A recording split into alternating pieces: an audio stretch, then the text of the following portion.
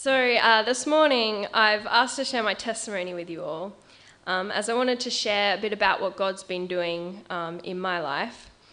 And a lot of you may find it a bit different to what you might imagine. I grew up in a Christian home with loving parents and 6 younger siblings. At the age of 7, I decided I wanted to follow Jesus, and from that point on, have been actively involved in church ministries. But it's not all happily ever after.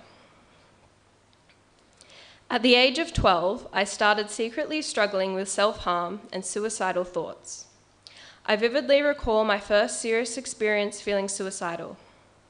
I would have been 12 or 13 at the time, and it was while Mum and Dad were in the living room meeting with their Bible study group. I remember crying on the floor of their bedroom because I wanted to die, but I didn't want to die all the same.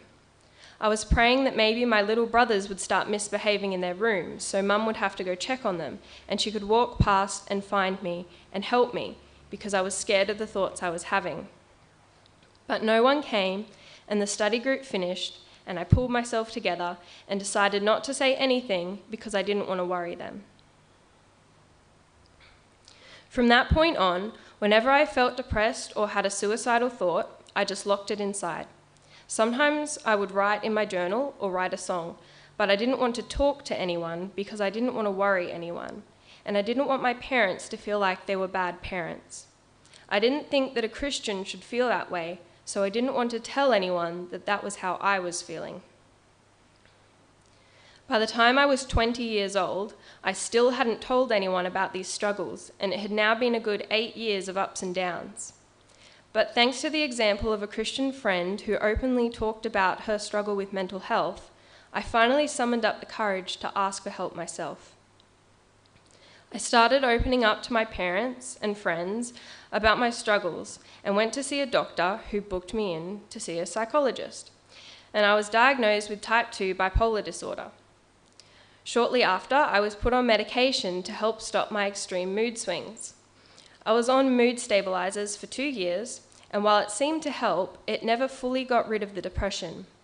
The highs stopped, but on the occasions that I got low, it seemed rather hopeless, and I would often wake up with 3 words on my lips: God, help me. Then last year, I decided something had to change. I started really seeking God and His purpose for my life, but I felt that the more I grew closer to God, the more I was under attack. For the first 8 months of last year, I had thoughts pop into my head on a daily basis that I didn't want there. Everyone would be better off without you, or you shouldn't be here. Everyone was commenting on how well I seemed to be doing, and I was agreeing, only because I was handling everything better, but yet the attacks seemed to be getting so much worse. I eventually ended up self-harming again, which of course just made me feel worse that I had sunk back into that habit, and I would cry myself to sleep, trying to convince myself to not do anything to myself until after certain events. Life was dragging on, and I was just holding on to the promises of God, starting each day with my cry for help and making it through. And then one night, while I still had clear marks on my skin and was feeling like I couldn't go on much longer, I went to church. And at the end of the service was a song that ended with merging into the hymn, Nothing But the Blood of Jesus. And something clicked that hadn't before. I had heard this song countless times, and yet on that particular Sunday night, I clearly heard the truth. What can make me whole again? Nothing but the blood of Jesus. Jesus had already shed his blood on the cross for me, so how on earth was shedding my own blood going to help anything? It wouldn't. All it does, if anything, is makes me feel worse and undermines what Christ has already done. It was like I had been telling Jesus this whole time that his death wasn't quite enough to cover how I was feeling, so I had to take things into my own hands. But that was just ridiculous.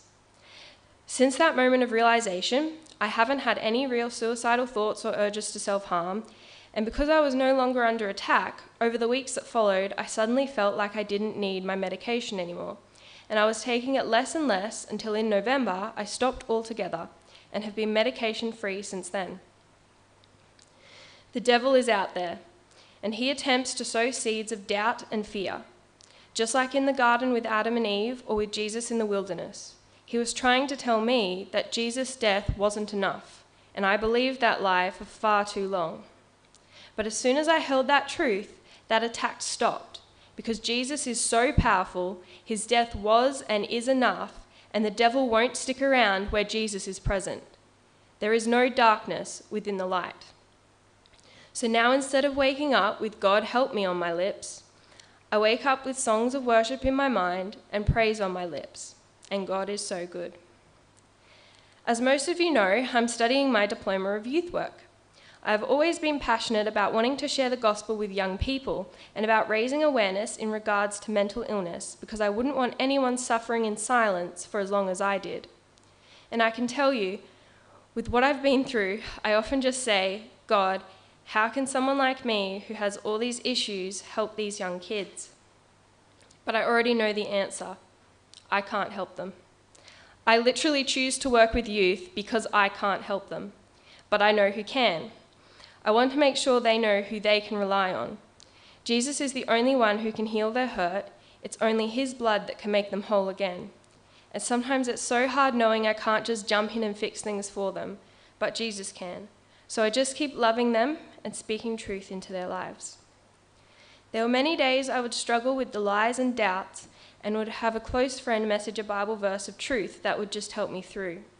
And I encourage all of you today to keep speaking the truth of Jesus into your own life and into the lives of those around you.